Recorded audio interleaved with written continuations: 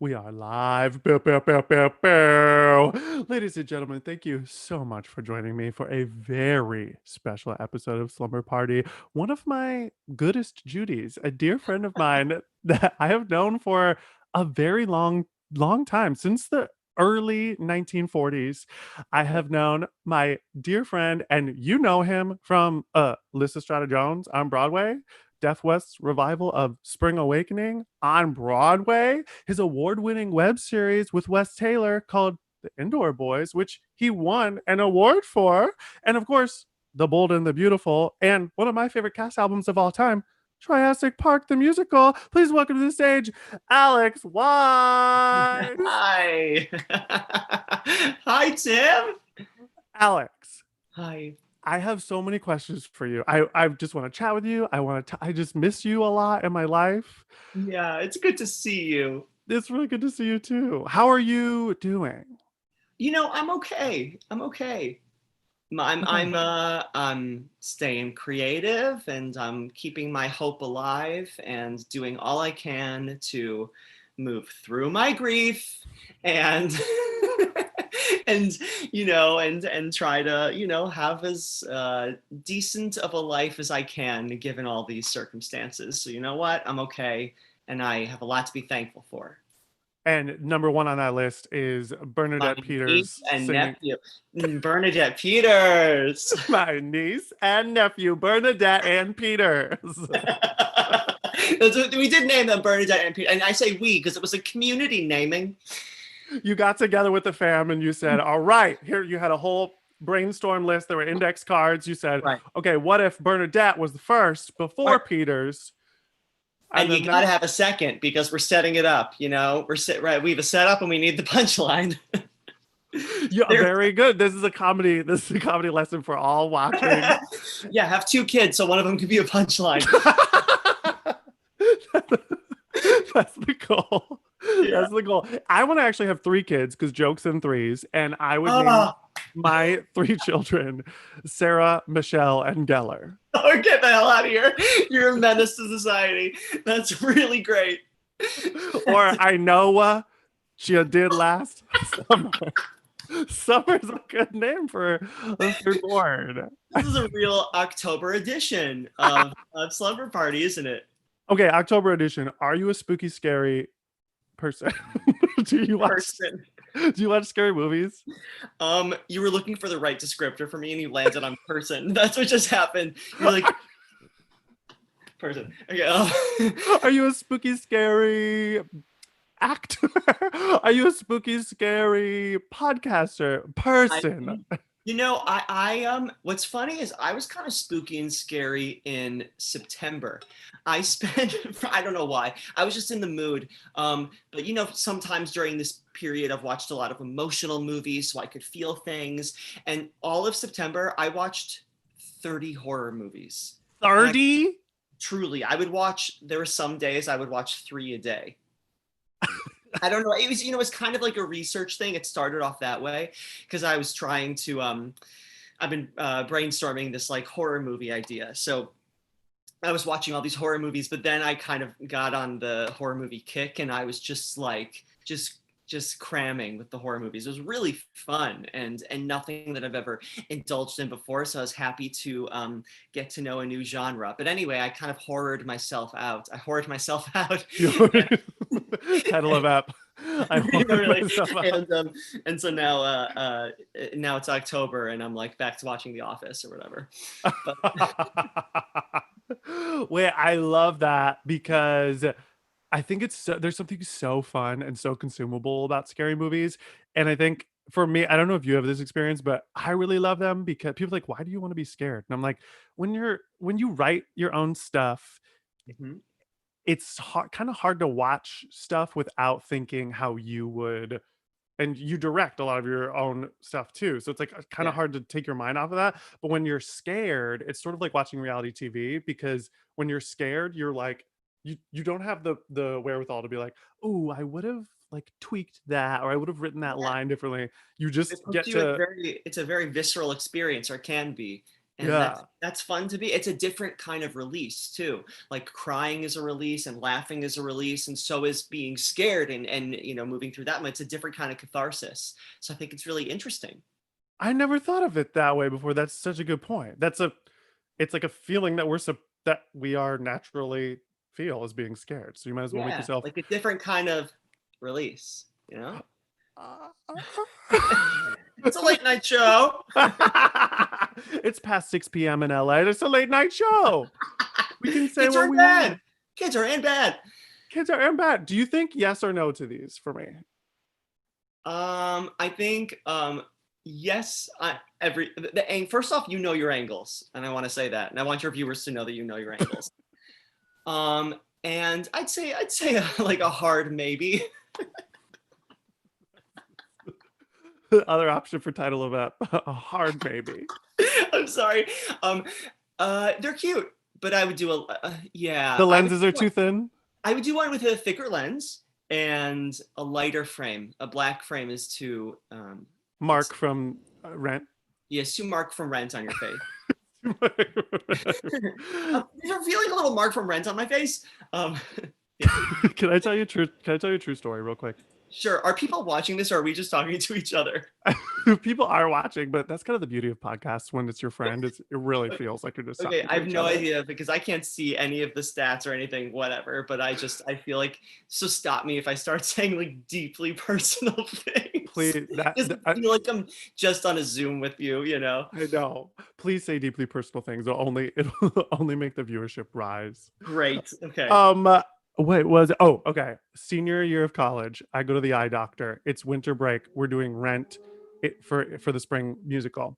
I go to the eye doctor and I say, I need a specific type of glasses. Jesus I, I got my prescription glasses to look like Mark glasses. I go Christ. back to school in the spring. I've paid a lot of money for Mark glasses. I start Yeah. walking around with scarves on, like to voice and speech and to movement and even to like cultural anthropology. I make it my brand to look like Mark. And That's the kind of actor you are. You've I always come in been. costume. Yeah, very method, and by method we mean he comes in costume. Exactly. That's what people mean by method, right? Like that's what Marlon Brando would do. He would just come in costume. Come in costume. Come in costume. It's a doctor movie. He wears a white coat. He's Exactly. method. Yeah, method actually means that if you're a straight man, you're just mean to everybody on set. That's what method acting actually is. So great. Good for them. So you were saying? I did a high school tour of Romeo and Juliet with method actors, a non-equity No. tour of Romeo and Juliet with method actors, and I was Tybalt, and the guy playing Benvolio, who's still my good friend to this day, was Yeah. method, and he decided that his character wanted nothing to do with Tybalt's dead body, but there were only 9 of us doing the show, so he had to carry me off stage, and he would drop me backstage and fall to his knees sobbing. So I would like land on my tailbone from like 5 feet in the air. That is horrifying. Straight method actors are horrifying. Horrifying. They're horrifying people. Quote me on this. Quote me. Method acting is. Quote me. Yeah. Bring there that could be back later. a whole podcast on why method acting needs to stop. Jesus. Yeah.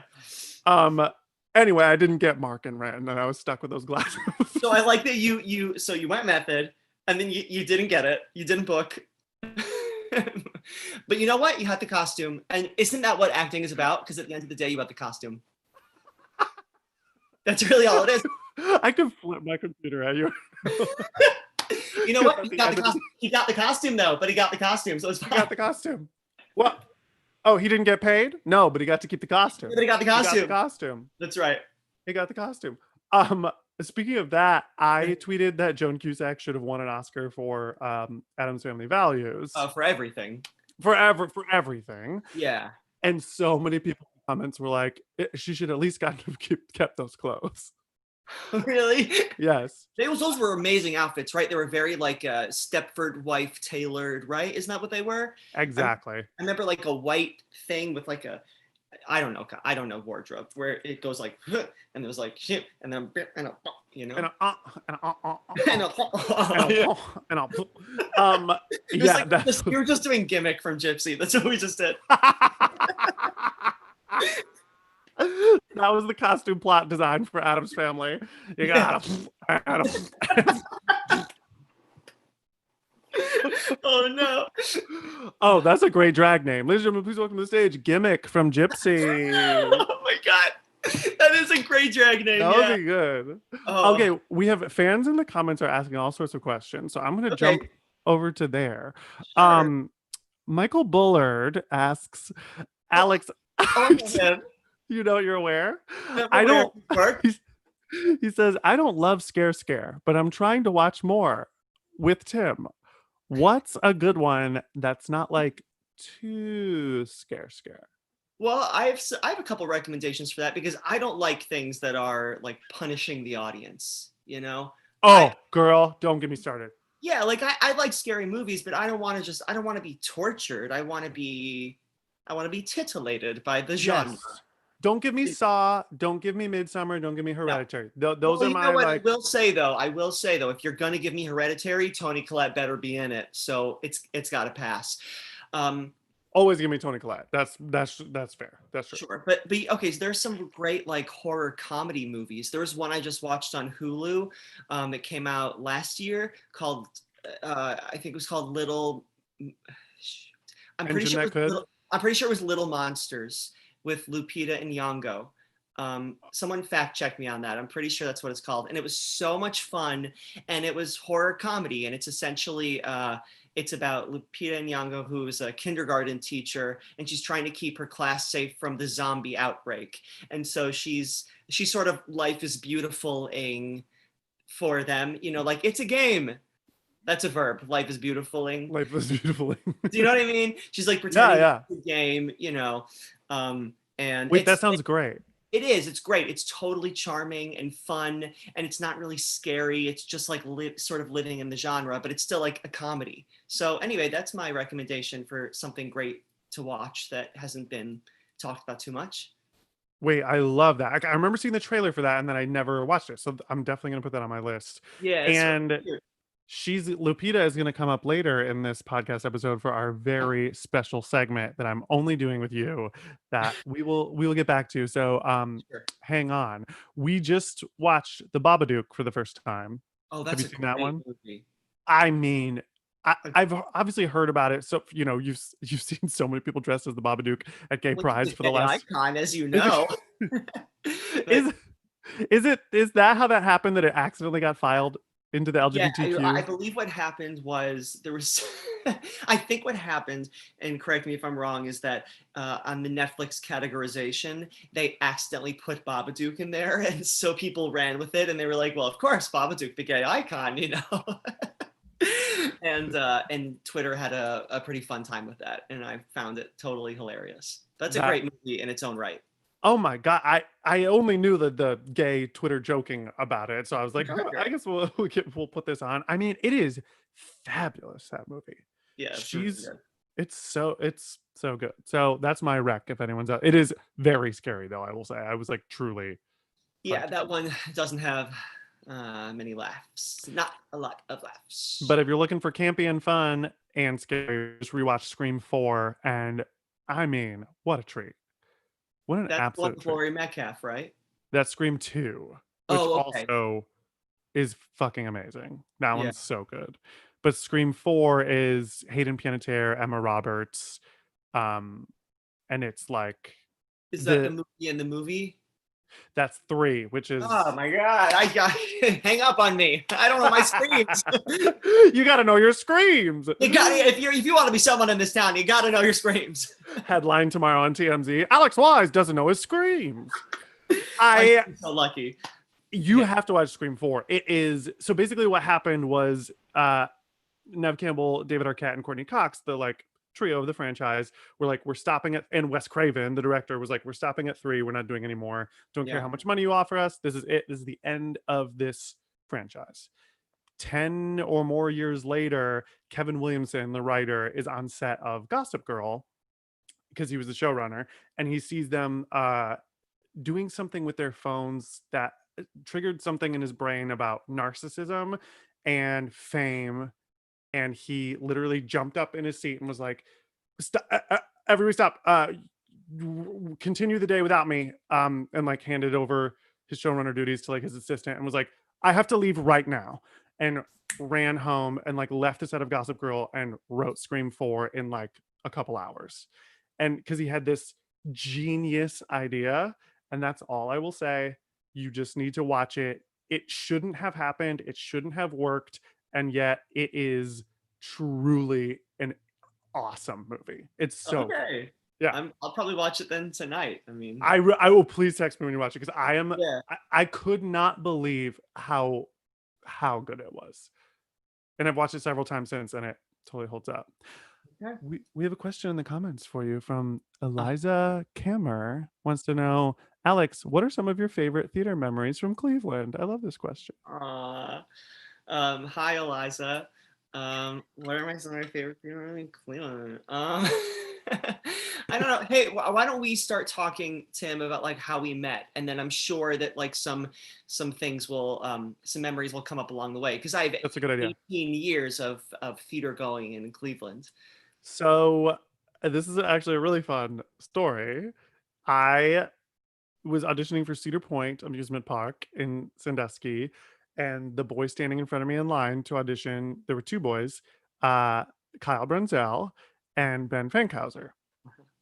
And it was, so I was chatting them up, trying to become their friend, and And it didn't work. after and it didn't work. They were like, "Get away from me! I'm not interested in this." So then after the auditions, I did absolutely amazing, of course, Mhm. and after the auditions, maybe what was it, 6 hours later, I go to see Rent in Cleveland, starring Adam Pascal and Anthony Rapp, and I see Ben there with you, but and I and Max Chernin, right? The three and of us, Max Chernin. the three of us went together to that. Yeah, Oh my god, Max. yeah. We So I sat see in the this, nosebleeds. I remember that. as did we, and I remember it being so good and just Yeah. being like, damn, it was so fun seeing those, Rent is one of those musicals where you like listen to your whole life growing up. So seeing Mhm. those men play that was like so cool.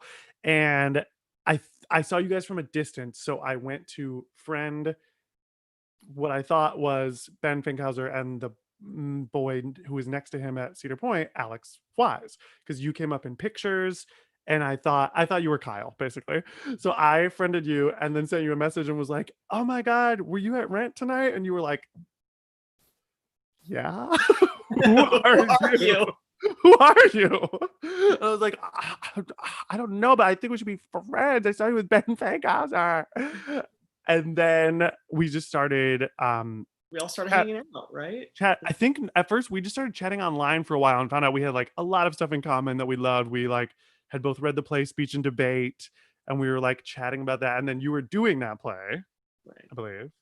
Yeah. And then I went to go see Lost in Yonkers in at the Cleveland Playhouse couple years later. We had only like messaged on Facebook a little bit. And then a couple years later I saw Lost in Yonkers, and at intermission I was like, I know that guy. And I like opened my playbill and I was like, "Oh my god, that's my Facebook friend." And so then I messaged you, and then when I moved to New York City from there, we hung out in We, Cleveland. we hung out in Cleveland Yeah, though. that's right. We hung out in Cleveland after Lost in Yonkers, and then when I moved to New York, we became fast I friends. think during that time, because I remember you came over to my house when my parents were moving out of it, and I think that my mom was like trying to give things away to anyone who was in like a 10-mile radius. So didn't she like they gave you stuff, didn't they? She gave me a huge stack of CDs. That's it. I knew it. Yes, a big stack of I CDs. still have one of them, and because it was Celine Dion's greatest hits, it's in my car. That's so funny. Yeah, I remember us sitting in our like our study, and we called it the study, like the library, computer room, whatever. And I remember going through all the CDs with you, and I think that must have been the first time we really hung out. Is That was. yeah, and you got a goodie bag and everything. Oh my god. Thank you for the But party. Thanks, Alex's mom. sure. Um, yeah, but anyway, that brought up some theater memories, didn't it? Um, Speech and debate. Well, that was improv. What Yeah. shows did you do in high school?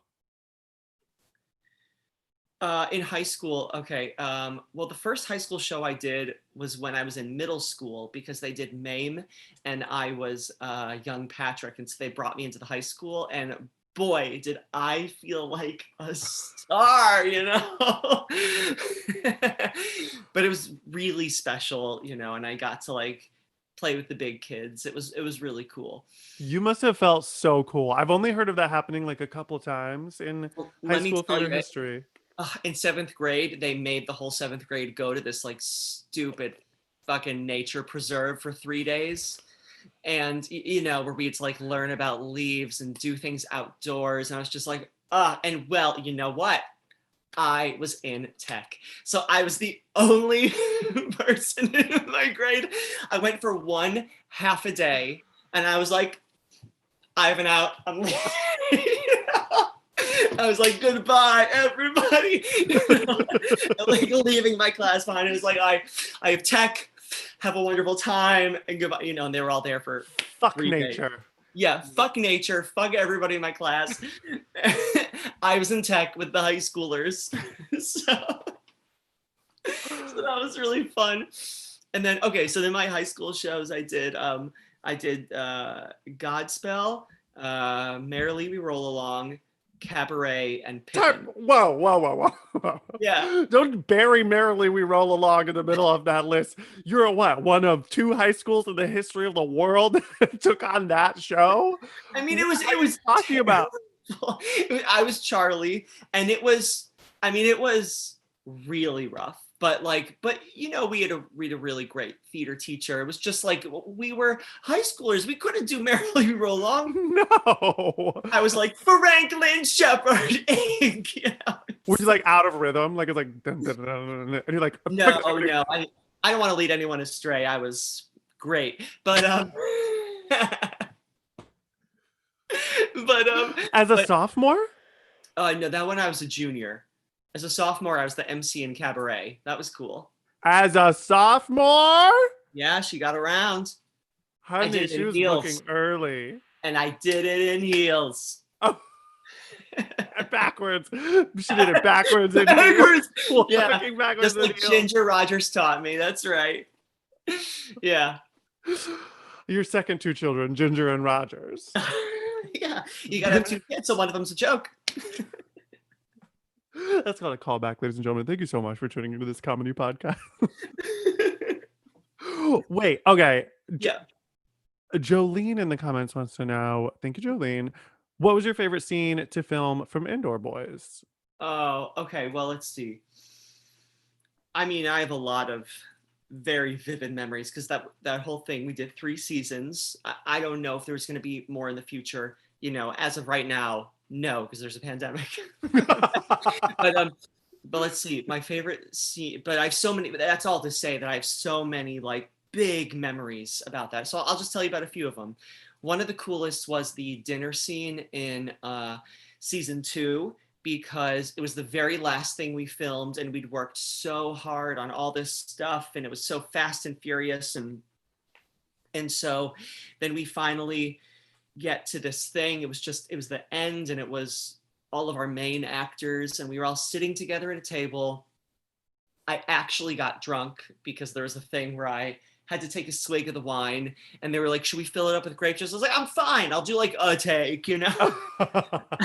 Like 5 takes later, I was just, you know, I was smashed. And it felt so special because it was everybody just at their climax in terms of we were all so comfortable together and we were all having so much fun together. And I was at a table with Carolee Carmello and Vianne Cox and many others I respect and love so much. And so that was a total joy. I love that. Is there anything better than creating something from your brain, putting it on page, and then being able to just make it come to life on your own?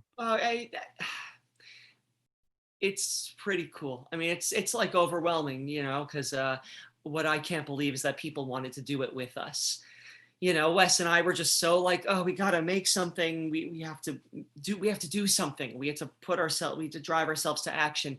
But the fact that anybody wanted to be a part of that with us, that was so cool because we just want to like work with people who inspire us. And so we did. So we surrounded ourselves with so many outstanding people and actors. Yeah. That's so cool. I have several questions for you in my notes, but two of them are similar. One are just the words "V" and Cox, and the other ones are just the words "Carolee Carmelo." Yeah. Those are good questions. Very good questions. I can tell you a couple little anecdotes. Like I met Vianne Cox. I'll tell the abbreviated version of the story because it's actually a very long story where I play the role of Vianne Cox, which I do very well. But but I met her at an audition for a Snickers commercial. Wait, did I say all the words? An audition for a Snickers bar commercial. I met Vianne there. We went in together. Like she played my, I don't know, she played my mother or something. We both did terribly, and she was having a particularly bad day, and she was like, why am I at a Snickers bar audition?" And I was like, "Hey, Vianne Cox, you're a genius," and she was like, so then we became friends that day. This was probably 5 years ago. I've loved her work forever.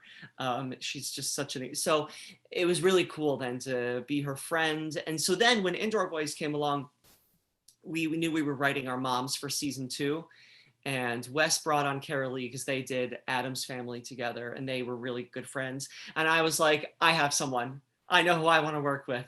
And so we sent Vianne an email. We showed her the script. We said, we wrote this for you. Will you do this with us? And she said yes. And it has been the great. And you know what? She got an Emmy nomination. So that's pretty fucking cool. That's amazing. It's That's wild. something you wrote got Yeah. one of your favorite actresses an Emmy nomination. Like Yeah. Cool. that's And amazing. Carolee, she won the Indie Series Award.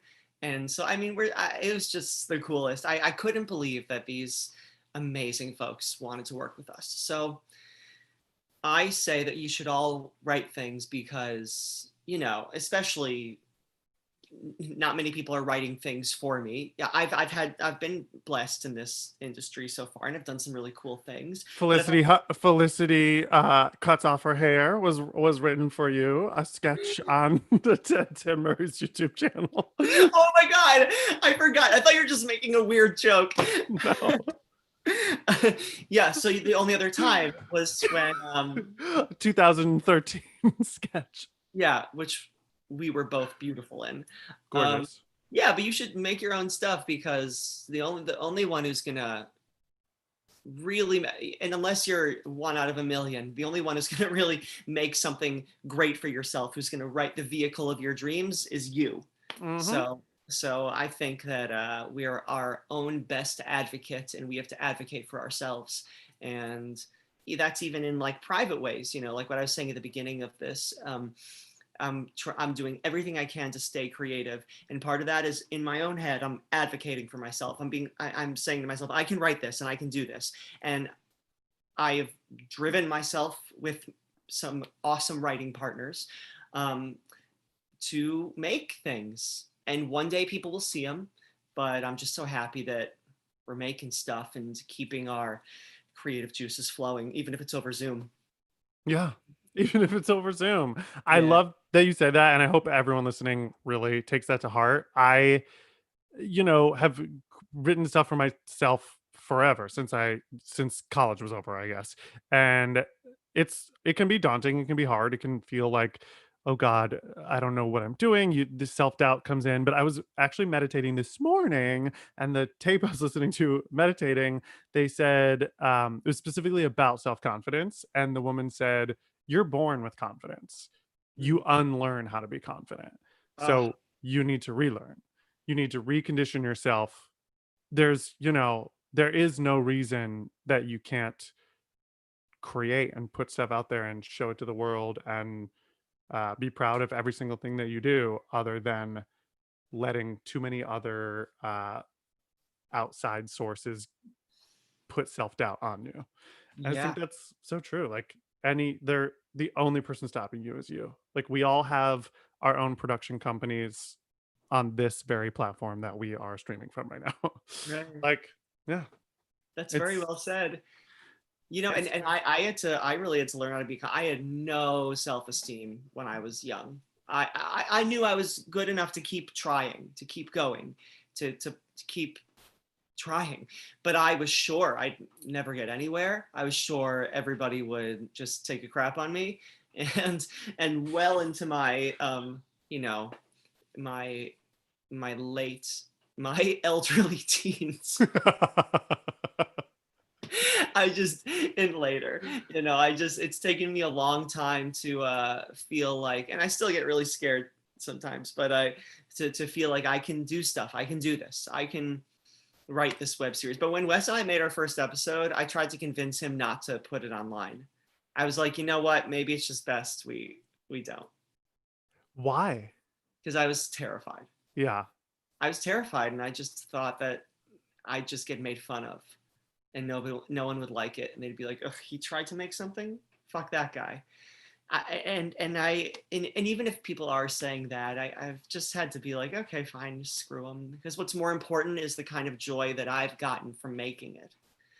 That's more important than the way people are receiving it. Granted, I've been fortunate that people have received Indoor Boys well, but they've not received everything I've done well. I wrote a musical that was in Nymph years ago, and I was just cremated in the reviews. It was so rough and so hard, and for many years I thought, okay, I'm not going to be, I'm not a writer, maybe I'm not a writer, and I need to just stop, and or if I write, it's private, it's for me, I can't put it out there. And it was because of Wes helping me find my self-esteem that that's one of the things he did for me, is that he said we can do this, and so now I'm doing it, and a lot more, and I have a lot of things waiting in the wings now.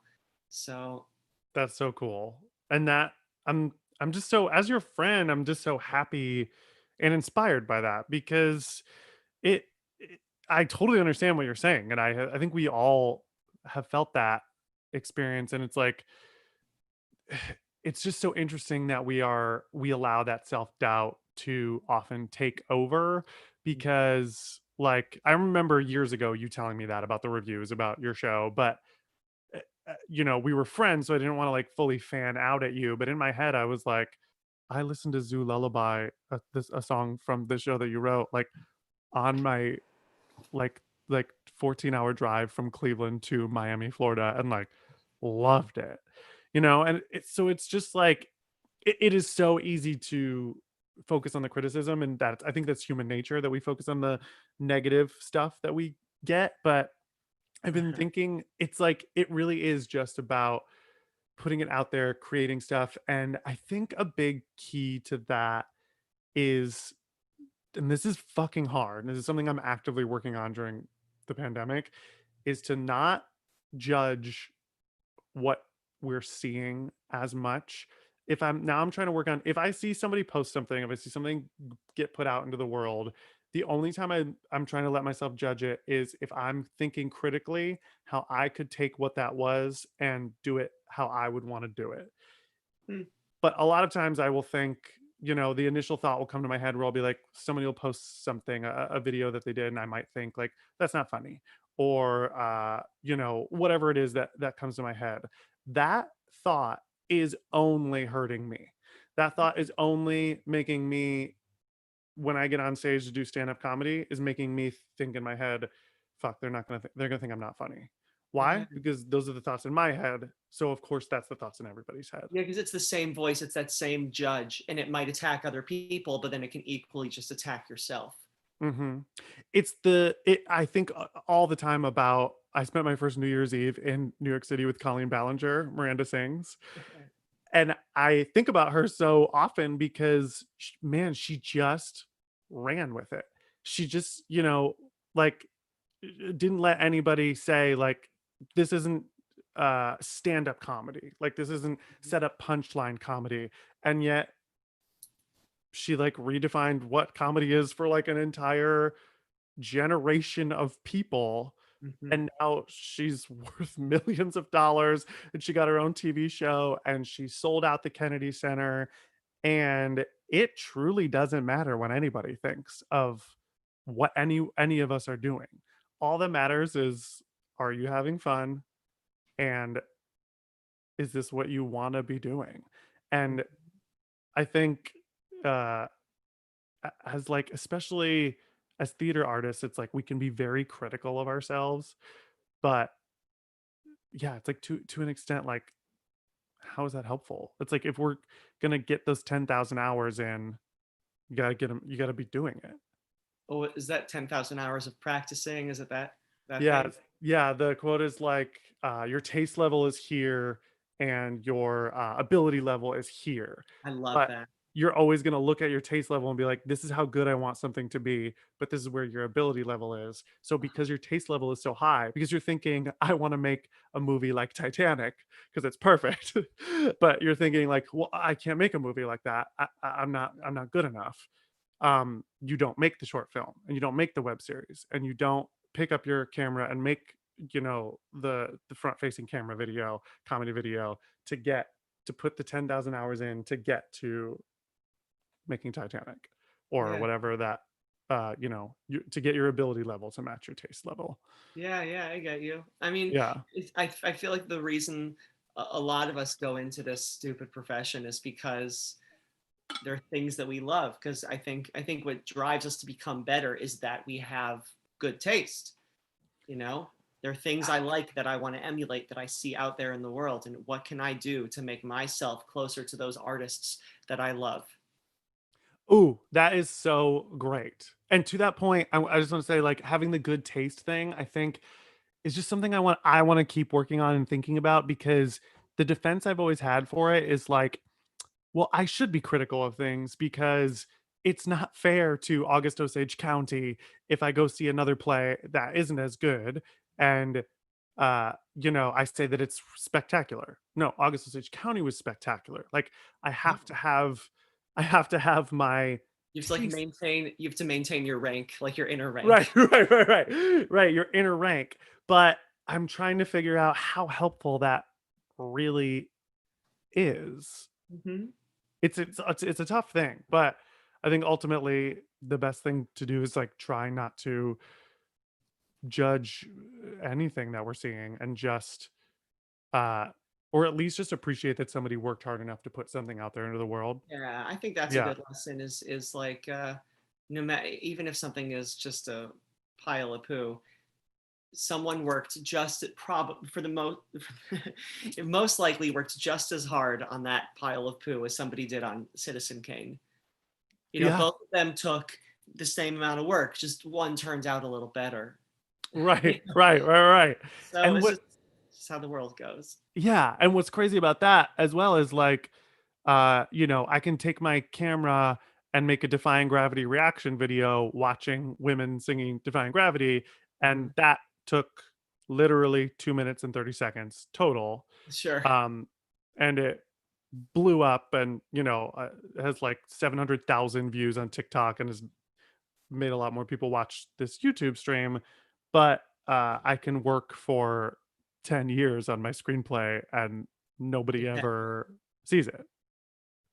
So it isn't, you have no control over it. You just have to do what's making you happy in the moment and try it. Hmm. Yeah. That's my that's my TED talk on Here we on are. creativity. Here we are. Here we are. Here we are. Here we are. So many questions in the live. Thank you guys so much. Okay. Okay. Um, Jolene asks, "What's your favorite Deaf West Spring Awakening memory?" Uh, my favorite. Which I saw that show twice on Broadway, and it was so good. You know what's funny? I guess before I answer that question, that was one of the most profound and incredible experiences of my whole life. But most of the strongest memories I have are when it was like really awful. Like remember that strange relationship and that terrible day and that thing that happened and that thing and the affairs, whatever it was. Yeah. Um, but it's funny. But Um, so it's fun. It's just funny, but I still think of it as like this is one of the best things I, I ever did. Uh, one of my favorites. Okay, here's a good one. Is that I remember before our invited dress, I went to sit in the. This was like an hour before it started, and we were about to. The first preview is the first performance, but really the invited dress kind of feels like the first performance. They're different, but I don't know. The first time you really do the show is the invited dress, and it just feels like so much and so intense. And it essentially feels like, well, we're opening. I remember I was with Sean Grandillo, and we were sitting in the very last row of the balcony and looking down at the stage. I think like with our mics on, and we were like half in costume and getting ready, and we were about to go backstage. And I was like, Sean, I remember saying to him, I don't know what the hell I said. I said something like, Sean, this is it. Like, this is going to be like, remember this moment, take this moment in. Cause like, tonight's like, it's happening. And he was like, tonight? I thought this was just another rehearsal. I was like, no, no, no, no, no, no, no. Like everybody who's like on Broadway and all of our peers, they're all going to be in that audience watching us. They'll all be cheering, and it won't be judgmental. It'll be good. But tonight is the night that it starts. And I just remember taking that moment with Sean, and we took a picture, the two of us, which I think is on my Insta, of us like in the balcony, just kind of just remembering that moment, like the moment before it all started, and feeling like we were about to do something really special. That's And really then beautiful. and then we didn't.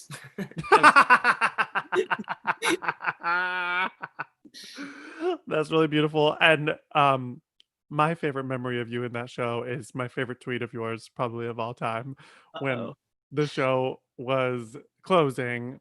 There a new show was going into that theater, and you said, and you said, should I?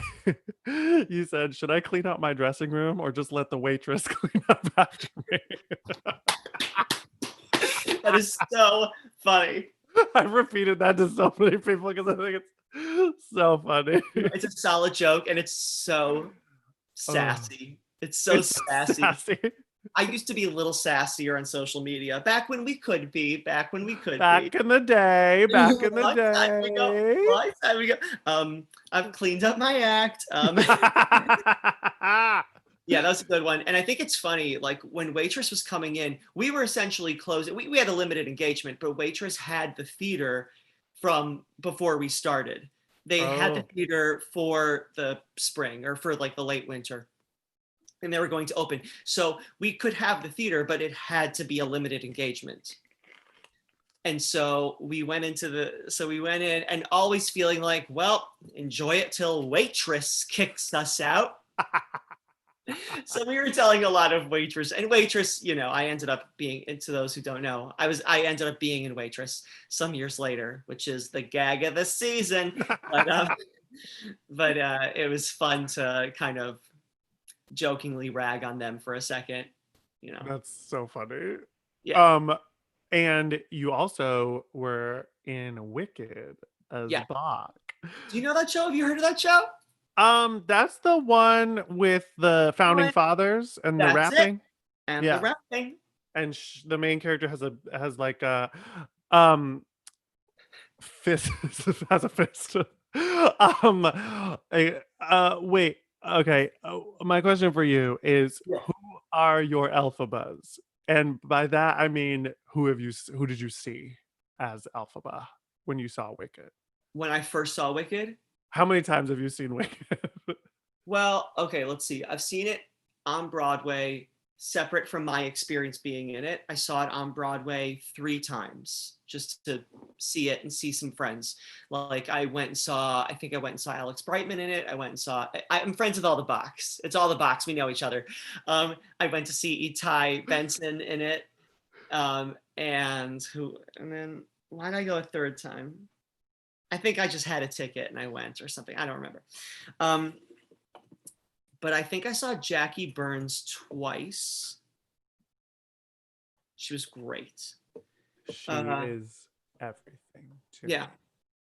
she really is great. And I don't remember who I saw the third time. Oh my God. I know. I think they were free tickets, and I think we kind of, did a little of the, we kind Had some water to hydrate in case I needed to go we on. hydrated We before the hydrated. show. And uh but yeah, then when I was in the show, I did it with Jennifer Denoya was Elphaba, and she was brilliant. She was an incredible leader. And Haley Pachoon was Glinda, and she was equally as wonderful. And I really loved doing it with the two of them so much. And my whole run, I did it with those two ladies. It You was introduced me to Jennifer Denoya, and I have been going on a deep dive on YouTube, and she's really something. that voice is spectacular. It is, and you She's know really what? good. The acting is even better. Like we've all seen in Elphaba with the pipes, Mhm. who's just, walking through no good deed. Like these aren't the highest stakes of her life, Right, right. you know. And no one wants to see someone who doesn't give you the full Stephanie J. Block experience. Can I tell that story about you? Alex and I used to watch Drag Race together at our friend Preston's place with our friend Andrew. The four of us would always get together, and we were so hyped up because this was All Stars 2 days. Oh, So when the show was over, we couldn't just go home. We were like riding high on adrenaline. yeah. And Alex would always bring a cheese plate. And Yeah. it was very fun times. And so then we started watching a lot of YouTube videos post Drag Race while we were sitting around. And of course, we would watch a lot of Elphaba videos. Yeah. What else? What's changed, really? Yeah, that's a life then That's and an life out. now. Yeah. Okay, continue.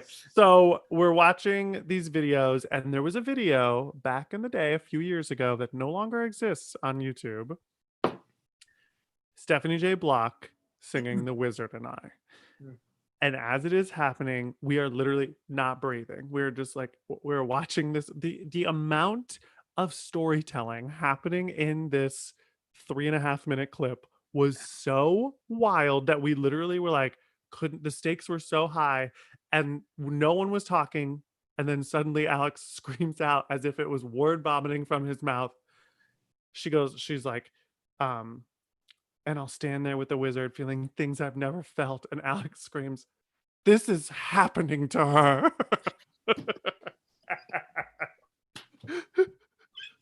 And This isn't acting. This no, is happening to her. this in is this living moment. truthfully in a moment that she created, and I felt that. That's what that was. Yeah.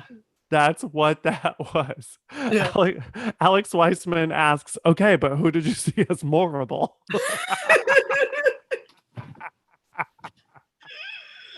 I know every memorable I've ever seen, honey. You just gotta Yeah, of course.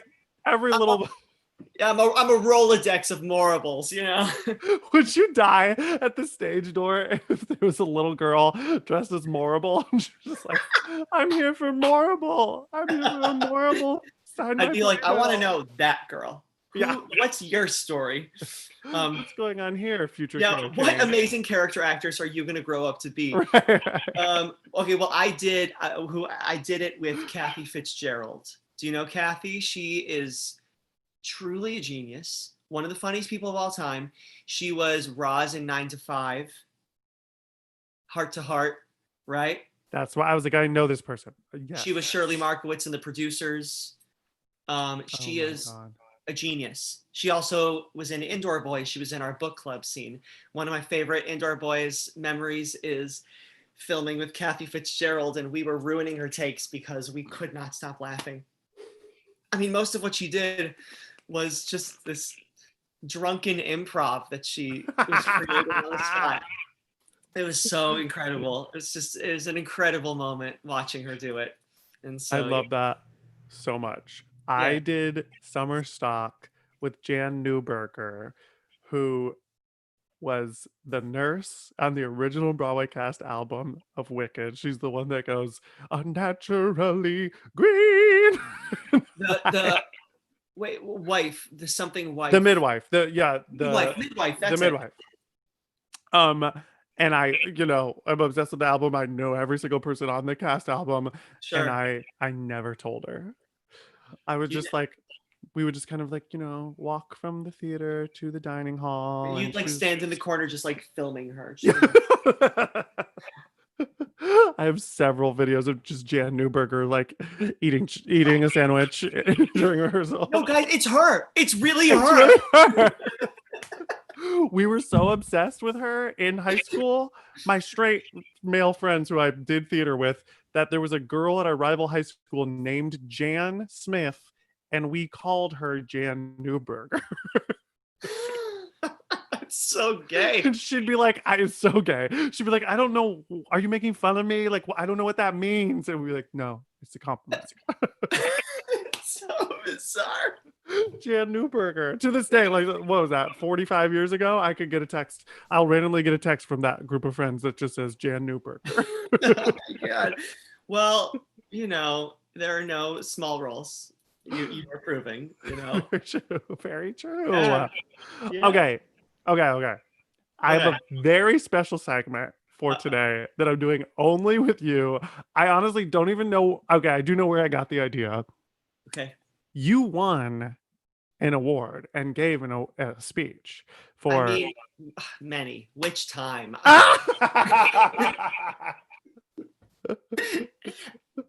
Best actor for the Indie Series Awards for Indoor Boys. Yeah. When you were giving that speech, were you like, this is the moment, this is like what I practiced in the mirror as a child, this is what I did, this is what it did? Was it like all the feels, all the good feels?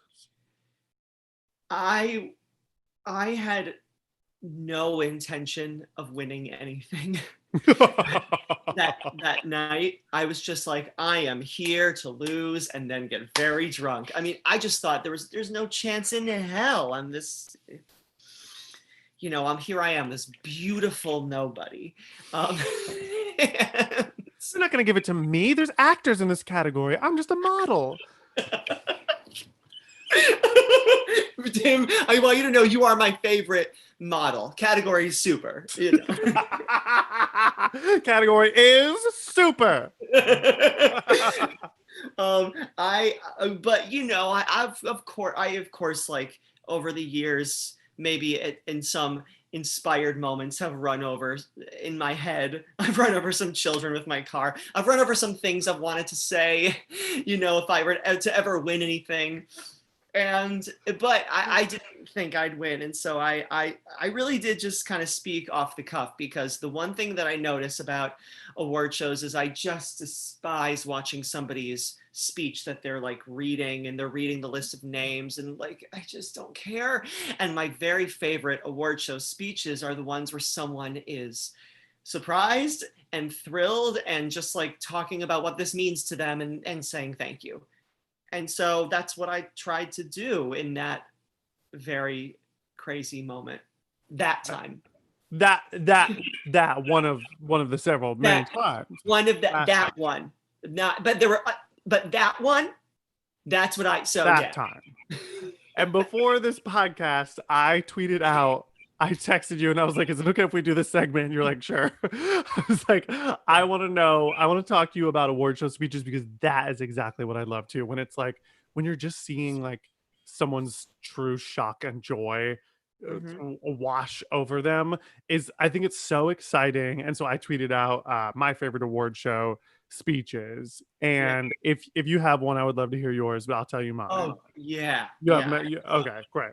Oh, and by the way, I thought something just crossed my mind. Like when you're winning, so kids watching, when you win your awards one day, which you will, when you read, it's good to thank people who are important to you, but reading like the lists of names, if you read a name, who's going to be happy? That one person whose name you read. But if you speak from the heart, who's going to be happy? Millions. That is good advice. And what I always think when I'm watching those shows is, yes, this is a magical, important moment for this individual, but this is a television show. You actually Like Yeah. now you are doing a show. So Yeah, like make good TV. make good TV. And like Yeah, so, like, Michelle so Williams gets that. punch someone, like, Punch someone. throw a drink in someone's face, flip a table. Flip a table, scream. You're Because you are not that kind of girl. You could never have a sugar daddy. I don't have a sugar daddy. If I wanted a sugar daddy, yes, I could go out and get a sugar daddy. Why? Because I am what? Sickening. Do something like that when you get into work. That was outstanding. Wait, I know I've heard that, but I can't place it. Shangela and Mimi on first. Right. Okay. Untucked season 3. I was thinking drag. I was going to think of what. Okay. Favorite award show speeches? Yes. Okay. I was on a soap opera. I'll get to the awards show speeches thing in a second, but let me read from my resume. That's really what I just did. I was on a soap opera for a year, which is a choice. Sorry, just real quick. Before we get into the awards show speeches, can I talk to you guys about the 2012 New World Stages production of Bear? I will get to your questions, I promise. Oh my god, I'm laughing so hard.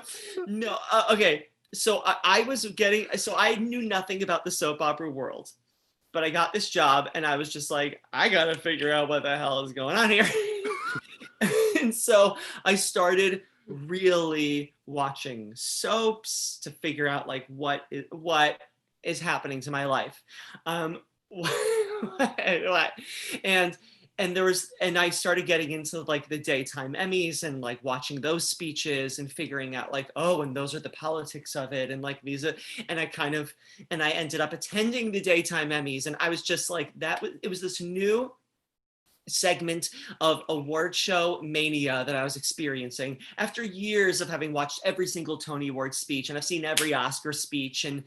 But I started going on the deep dives of soap operas. And so my favorite award show speech, which some of you may have seen because it's really famous, but it's when Susan Lucci finally won her Emmy Award in, I believe, 1999 or so. And it is the most epic, magnificent speech I've ever seen. I think it's 7 minutes long. And she really had been practicing it for 20 years. I mean, the history of this win, if someone says like someone's the Susan Lucci of an award ceremony, it means they've been nominated many times, but they have never won. And that was the case with Susan Lucci, who was nominated, I don't know, like 17, 18 times. And she finally, something like that. And then she finally won after 2 decades in that business. And so people went wild. The crowd was on their feet for 2 minutes. And she said I'll quote some of her speech because I like it so much. I've watched it so many times, but she says, and finally, I want to thank the fans. I was only supposed to be on every other Tuesday, but because of you, I'm here. And I promise to never let you down. I'm going back to that studio on Monday and I'm going to play Erica Kane for everything she's worth. Just the drama and the tears, and there are many different things she talks about, many pathways through this speech to arrive at that climax. I mean, it's incredible. So that is my favorite. That is amazing. I'm so glad. I did not think of that at all when I was doing my worship speeches, but of course, that's such a good one. And for those of you in the chat watching, if you were born in the 90s, like, I don't mean to talk down to you, but like, you truly don't understand how much of a cultural phenomenon this was. Like, you couldn't, before she won, you couldn't watch The Simpsons, you couldn't watch Friends, you couldn't watch Seinfeld, you couldn't watch anything without at some point someone making a Susan Lucci not winning joke. Like, right. was it's a thing. A thing. It became, like Alex was saying, like a catchphrase. Like, oh, she's Susan Lucci. Like, it was totally everywhere. Like people say that now about like Amy Adams and her Oscar nominations, and she's been nominated so many times. It's like, oh, she's going to be the Susan Lucci of the, you know. It was such a huge thing. So when she won, it really was like, I mean, it's a headline news. Speech. Oh, I have to rewatch that because that. And everyone's cheering. She goes, "Oh, Oprah." Oprah. There's also an amazing interview with her. I forget who she's being interviewed by, but I love soap operas. My family was a super Days of Our Lives uh Uh, Oh, house. So I didn't really watch Susan Lucci, but I, knew of her. yeah. And so we would sometimes watch those interviews. And there's an interview with her where they're like, have they ever written anything too crazy that you thought you got the script from the writers and you're like, this is a little, I mean, I know soap operas are wild, but this is a little crazy. And she goes, yeah, when I was fighting a bear and I got in a fist fight with a bear and I won. I thought this time they might have gone too far. Oh, that's ridiculous.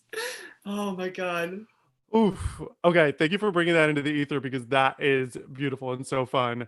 I think my favorite of all time speech is Sutton Foster's second Tony win.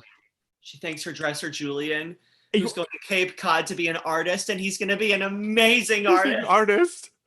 I He's mean, the greatest artist ever. It's such a great speech. it's so beautiful. I like could cry thinking about it. She's literally, doing the regular, thing you do when you're doing an award show. You're thinking the person you're seeing and your director and all that stuff. And then when she gets to Julian, she's like, he's leaving me on Monday. Which is a good thing. Which is a good thing. And she starts sobbing, crying, and she's like, he's gonna be to make that moment, that huge moment in your career about your dresser About says giving back. so much. Yeah. It says so much about her as a person, and it says a lot about the relationship between women and gay men in theater. And it really touches me deeply. It's so Sutton, if you're here, sound off in the comments, okay? Oh yeah, Sutton, let us know. Sutton, let us know. I did months after that get hit on by Julian in a bar in New York City. And he's flirting with me and he goes, I'm Sutton Foster's dresser. And I said, you're Julian? And he was like, yeah. And I was like, she thanks you in her speech. And he was like, oh, you saw that? Like he was so like he was like, what? I was like, it was so much so that I was just gushing over him, and then he was like, okay, That is so never funny. mind. That's a sweet story. Oh my god, so fun. Yeah. Thank you guys so much for joining us in these comments. And Alex, thank you We're so not much. done, are we? We're gonna pop on over to the Patreon for anyone who wants to watch on there. The link to the Patreon is in the comments, and the Patreon will be up in the next few hours. But before we go, I do want to play a slumber party game with you. You remember these? Yes, of course. Do you want this? So this is a fortune teller. I'm going to tell you your fortune. Do you want to Right. know your wicked fortune? So this is what would happen if you're in wicked, or your gay fortune. This is what would happen if you were gay. If I was gay. If you were gay. If I wasn't wicked. If I was gay. Okay.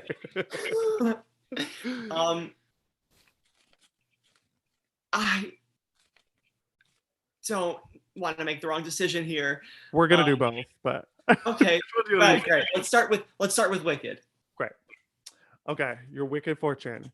Pick a color: red, blue, yellow, or purple. Purple. Also, you know Lemon from Canada's Drag Race? Yeah, why don't you have green on there? That's the wicked one. Oh yeah, is this the wicked one? This might be the gay one. We'll find out. Purple. I had Lemon on here from Canada's Drag Race, and she goes yellow, Yeah. of course, and I went YELLO. I saw that clip. I was dead ass serious. I was dead. She was like, "There's a W, you stupid bitch." Okay, PURPLE. 1, 8, 5, or 4. 5. 1, 2, 3, 4, 5. Oh my god, here it is. Your fortune. 2, 7, 6, or 3. 2. Oh my god. Here's what's gonna happen to you in your future. Your cast. This is the gay one. I like that. Go on. You're cast an all-star 6 queen, but you get tired after the first mini challenge and you send yourself home. Oh my god, that's awful. What a triumph and what a failure. What is I let my inner self-saboteur win. Your self-saboteur. I mean, Yeah. literally, we're literally watching seasons of Drag Race now where the girls like walk in the entrance door and then they're like, I think that'll be enough. I'm gonna go. I'm gonna hit the road. Thanks, everybody. I'm good. I'm good. I'm good. Thank you so much. Yeah. Thank you guys truly so much for joining us. Alex, where can the people follow you? Oh, just don't. Honestly, I don't want, just don't. Don't follow him, but do watch Indoor Boys. Yeah, watch, go to indoorboys.tv. Um, Thank you so much. This was such a blast. And if you want to see more, we're gonna play a bunch of Slumber Party games. Oh! Before we go, what were your slumber parties like growing up? Well, I did one with the Cleveland Cabaret Troupe. And were they worshiping you because you were the star, the MC? No, no, but I mean, I was in ninth grade, but it was at my house. We held it in my basement. So the entire cabaret troupe slept over in my basement. Andrew That's Kober was huge. there. Andrew Kober was in it. I don't think Ben and Max were yet in it because they were a year behind me. Did you go to high school with them? No, we were in different high schools, but Okay. I've known them since I was a kid because we were all doing shows together. I love that. And now you've all been on Broadway. Come on, Cleveland. Sure. Come on, Cleveland. So anyway, that was one. But what were they like? I don't know. I don't know. I'll tell you about a party I had real quick. This is fun. I had something in 2005. It was called The Light and the Piardi. And it was when Light in the Piazza aired on PBS. And so I had my friends over and we had like Italian hors d'oeuvres. And when they walked in my front door, I put a rocking horse there. And it said like, happy birthday, Clara. And I went like, and I had a hat hanging from the air. Like I was like a full Light in the Piazza themed party with like Italian meat and cheese. Am I laughing too much? Oh God. Oh my God. It's so stupid. It's so embarrassing. Oh God. I'm at the party right now. Yeah, can you come pick up your son Max Chernin? Uh-huh. Why? The pony kicked her. Here she fell. We have to go. This has to be the end. I can't handle it anymore. The Light in the PRD. I had a Light in the PRD. Woo. I'm furious that I let you on this podcast. I let you into my life at all. Oh, you should be. Oh, that is the best. That might be the best story I've ever heard in my whole life. That is. Oh, okay. Okay, for more stories like that, and we're gonna play more Slumber Party games. We're gonna play Marry, Fuck, Kill, and I'm gonna give Alex a Would You Rather over on the Patreon. Thank you guys again so much for joining us. Like and subscribe this channel. Okay.